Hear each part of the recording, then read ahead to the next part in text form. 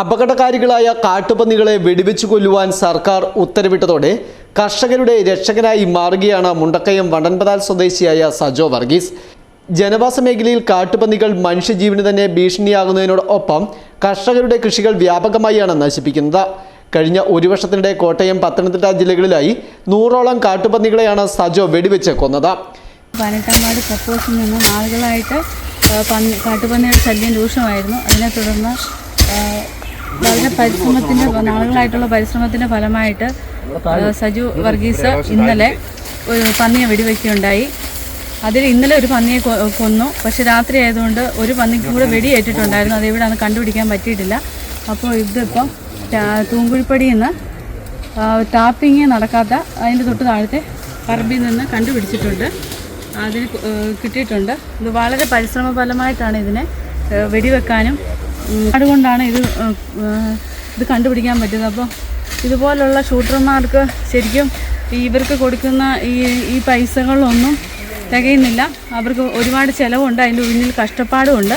അതുകൊണ്ട് ഇത് കൂടുതൽ ഷൂട്ടർമാരും ഒക്കെ മുമ്പോട്ട് വരാനായിട്ട് കൂടുതൽ ഇവർക്ക് കുറച്ചുകൂടെ തുക അനുവദിക്കേണ്ടതാണ്.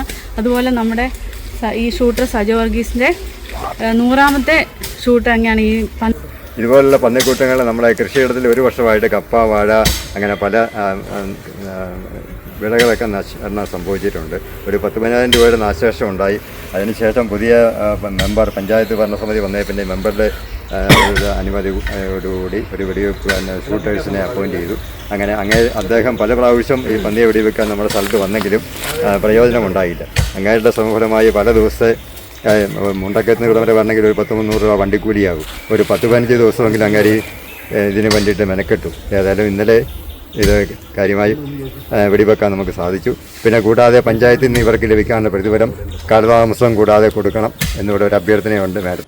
ശനിയാഴ്ച രാത്രിയിൽ എരുമേലി MES കോളേജിന് സമീപം ജനവാസ മേഖലയിൽ ഇറങ്ങിയ 2 കാട്ടുപന്നികളെ ജനപ്രതിനിധികളുടെ നിർദ്ദേശത്തെ തുടർന്ന് സജോ വെടിവെച്ച് കൊന്നു. തുടർന്ന് പഞ്ചായത്ത് അധികൃതർ സ്ഥലത്തെത്തി വനം വകുപ്പ് അധികാരികൾ നിർദ്ദേശിക്കുന്ന മാനദണ്ഡങ്ങൾ പാലിച്ച് ഇവയെ കുഴിച്ചിട്ടു. മുണ്ടക്കയം മേഖലയിൽ വർദ്ധിച്ചു വരുന്ന കാട്ടുപന്നി ശല്യത്തിന് സജോയുടെ സേവനം വലിയ ആശ്വാസമാണ് നൽകുന്നത്.